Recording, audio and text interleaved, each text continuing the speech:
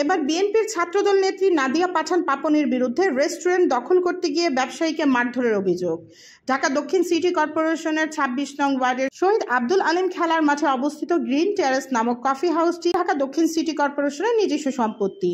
গত ২৪শে মার্চ সন্ধ্যায় গ্রিন টেরেস কফি হাউসের পরিচালক জনাব বশির আহমেদকে মারধর ও কফি হাউসের ভিতর ভাঙচুরের ঘটনায় অভিযোগ উঠে ছাত্রদল নেত্রী নাদিয়া পাঠান পাপনের বিরুদ্ধে।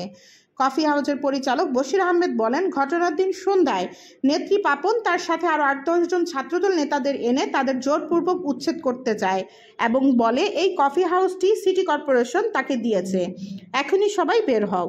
প্রতিবাদ করতে গেলেই তার উপর হামলা করা হয়। আহত বশির আহমেদ বর্তমানে আতঙ্কে আছেন এবং এই ঘটনায় লোকাল বিএনপি নেতাদের মধ্যে ক্ষোভ বিরাজ করছে। উল্লেখযোগ্য যে বিএনপির এই নেত্রী উক্ত কফি হাউসের গত ২০শে মার্চ খাস কমিটির ৩ নং সদস্য হিসেবে দায়িত্ব পান। দায়িত্ব পেয়েই ২৪শে মার্চ কফি হাউসের দখলের জন্য হামলা করেন এই বিএনপির নেত্রী নাদিয়া পাঠান পাপন।